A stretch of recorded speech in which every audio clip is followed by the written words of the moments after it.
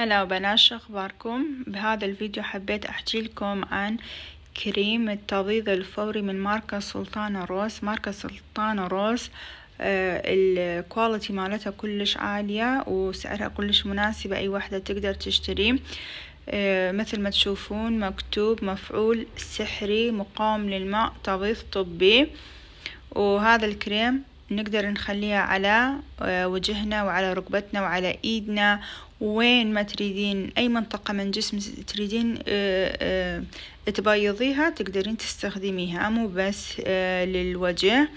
ورا كم دقيقة تلاحظين بأنه تنطي بياض فوري.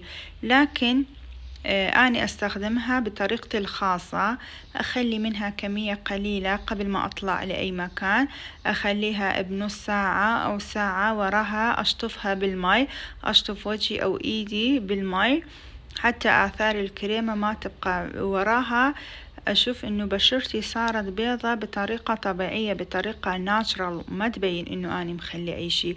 فأني أستخدم هذا الطريقة، وأنت تقدرين تخلين كمية قليلة من هاي الكريمة وتبقى لحد ثاني يوم ثالث يوم ما عادي، ما يأذي البشرة. لكن أنا أحب أشطفها بالماء، فكلش أنصحك بي لأن أنا كلش استفدت منها.